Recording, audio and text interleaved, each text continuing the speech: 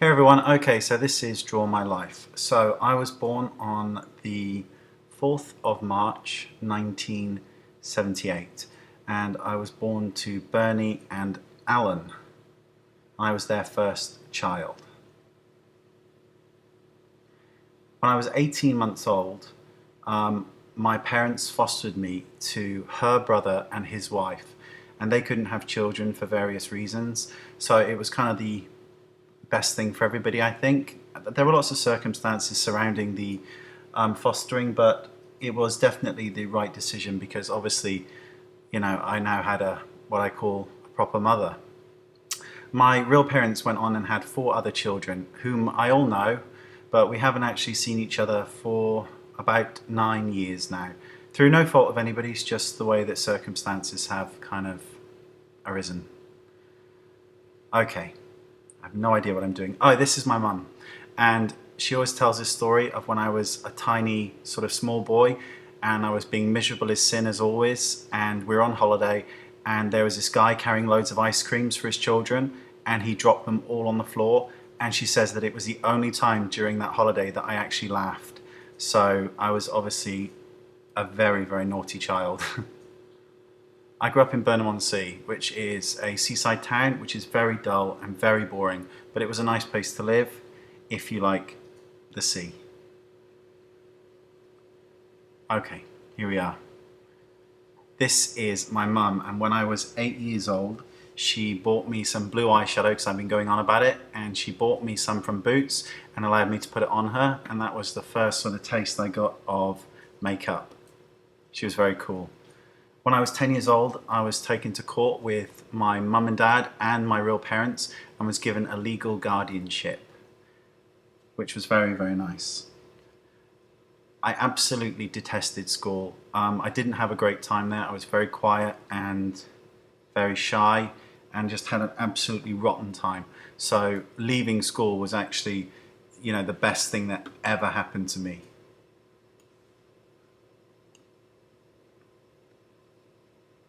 I also was what you would call a very pretty little boy, had very blonde hair and a very, very, very high voice. So I sounded like a girl for the first 16 years of my life. And then one day it just broke and it was like, grrr. When I was 12, my parents divorced, and this was a great thing for me and my mum, but not so much for my dad.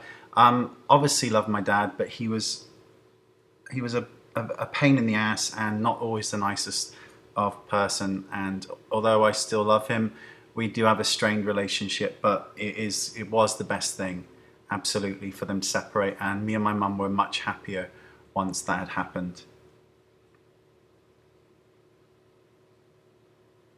I also worked on a farm for about 7 years or so. I used to hose down and carry gates and all that stuff. Horrible job, but the people there were lovely.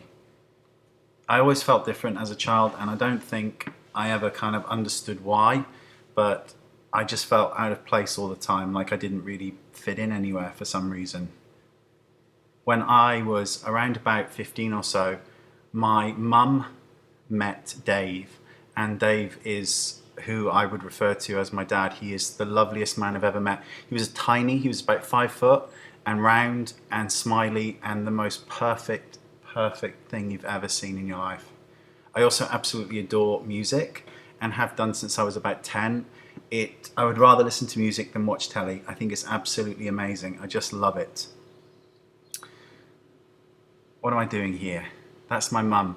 Oh, and this is kind of about my humour. When I was, as the ice cream story, developed a very sort of dark sense of humour as a child. My mum would often say that where on earth I got it from because she's the complete opposite, but I like it and it is what it is. But I always had a dark sense of humour. I also got a tattoo on my stomach when I was 16 years old of a star, and I went in and was like, yeah, I'm 18, whatever, can I have a tattoo? My mum went absolutely mental, but I was a little bugger growing up, so what can I say? I think that this next picture is very, very self-explanatory, but it deserves to be in here because everything in this is honest, and this picture in particular is honest as well. I've never hidden anything about myself. I just don't think you have to scream and shout anything. when I went to college, I had the best time ever in uni because I was finally liked and I was popular and funny and I was able to talk to people, and that felt really good. For some reason, I've always had trouble in pubs and places like that. I'm always very quiet. I tend to stand at the back of the pub and scowl at people, and I don't really mean to do it, but everybody else is having this great time and they're all chatting and meeting people and talking, and I'm at the back of the pub looking like a face like a slapped ass. I have no idea why. It's just the way my face looks, I think. But pubs, even to this day at 35, I still have trouble talking to people sometimes. When I was 20 years old, I moved to Wales, and that's supposed to be sheep that I'm drawing there. They don't look like sheep at all, do they? I also had acne when I moved to Wales, and it was really, really bad, and just one of the most upsetting times that I've ever had because I couldn't bear the way I looked. I just hated it. And this is where the kind of makeup idea took off even more. I kind of remembered why I liked it as a child. I wanted to cover my face and have it look like there was nothing on, and it just sparked off a massive amount of interest. And when the acne was gone, the love for makeup continued, and it just went on from there, really. It's probably the single most thing I think about more than anything else. I just think it's the best job ever. And obviously these pictures are just me trying to show you how much I absolutely enjoyed it and how things sort of took off and how I became relatively good at what I do for a living. It took a long time. I was self-taught, and I then went to London as well and studied makeup, and that's a calendar showing days ticked off from work and things like that. Then one day I sat down and watched YouTube and saw these kind of YouTube tutorials and makeup, and it all seemed very, very complicated to me. And I thought that, I don't know, I guess there was just something that kind of sprung to mind, and I just thought, hang on, I've got an idea. Maybe I could do something like this, and maybe people would like it, and maybe they would understand, and it might be easier to learn. Okay, nearly there. So this is how the wink originated from. Many years ago, somebody winked at me when I was walking through town, and it has always stayed with me. It was one of the nicest things I've ever felt from somebody, and that's where the wink originated from, because lots of people ask. Lots and lots of people ask. A couple of years ago, unfortunately, Dave passed away, and obviously this was an incredible loss for my mother as well as myself. I think it probably hit us all quite hard, especially me, because I'd never really lost anybody before that I was who had been that close to me. So the whole thing was, very sad, and we all miss Dave more than we can say.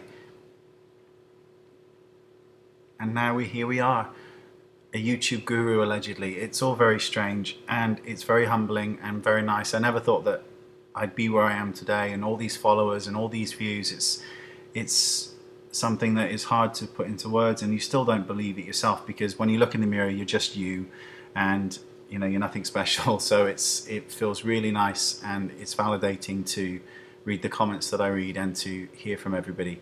So that was my life in drawing, and thank you for watching. Hope you weren't too bored, and I will see you all next time. Thank you. Bye bye.